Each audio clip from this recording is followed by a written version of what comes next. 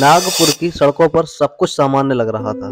चाय की दुकानों पर भीड़, बाजारों में चहल पहल और ऑफिसों में रोज की उधेड़-बुन। लेकिन इस शांति के पीछे एक ऐसा तूफान पनप रहा था जिसने पूरे शहर को हिलाकर रख दिया।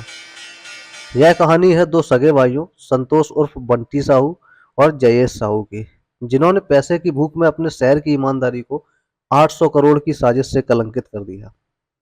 संतोष उर्फ बंटी साहू कभी एक कंप्यूटर शॉप चलाते थे, लेकिन वक्त के साथ उनका लालच बढ़ता गया। एक दिन उसने एक पुराना दोस्त जिसका नाम ब्रजकिशोर मडियार था, उससे मुलाकात की। वह एक जीएसटी सलाहकार था जो कानून की सीमाओं को लांघने में बहुत ही निपुण था। यहीं से एक महाघोटाले की नींव पड़ी। फर्जी कंपनियों की एक सेना खड़ी की गई।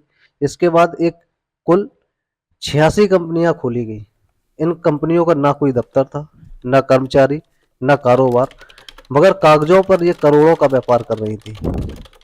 इन कंपनियों के जरिए बंटी और जयेश ने 156 करोड़ के नकदी जीएसटी बिल बनाए। बिलों के आधार पर इनपुट टैक्स क्रेडिट का झूठा दावा किया गया। पैसों की बारिश हो रही थी, लेकिन ये बारिश काले बादलों से हो रही थी। पैसा सीधे इनके अकाउंट में नहीं आता था, हाथ में नहीं आता था। इसके लिए उन्होंने एक रास्ता चुना, हवाला और ऑनलाइन सट्टेबाजी। मुंबई और दिल्ली के हवाला ऑपरेटरों के संपर्क हुआ, नकदी को बैंक के खातों में घुमाया गया और रातों रात काला पैसा सफेद बन गया। इस साजिश में सबसे दिल दहलाने वाला पहलू था मासूम नागरिकों की पहचान का दुरुपयोग। कई गरीब लोगों के नाम पर फर्जी कंपनियां खड़ी की गई। किसी को खबर तक नहीं थी कि उनके नाम पर करोड़ों का व्यापार हो रहा है। एक दिन 62 वर्षीय नारायण व्यास को पुलिस ने नोटिस भेजा तो वो घबरा गए। पूछताछ में पता चला कि उनके नाम पर एनडी इंटरप्राइजेस नाम की एक कंपनी रजिस्टर्ड है, जिसने 5 करोड़ का व्यापार किया है, लेकिन उसे तो कंप्यूटर चलाना ही नहीं आता था।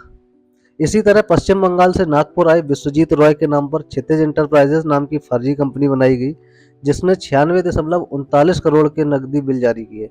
जब रॉय ने विरोध किया तो उन्हें धमकाया गया। जनवरी 2025 की सर्दी की सुबह नागपुर क्राइम ब्रांच ने 12 से अधिक जगहों पर छापेमारी की।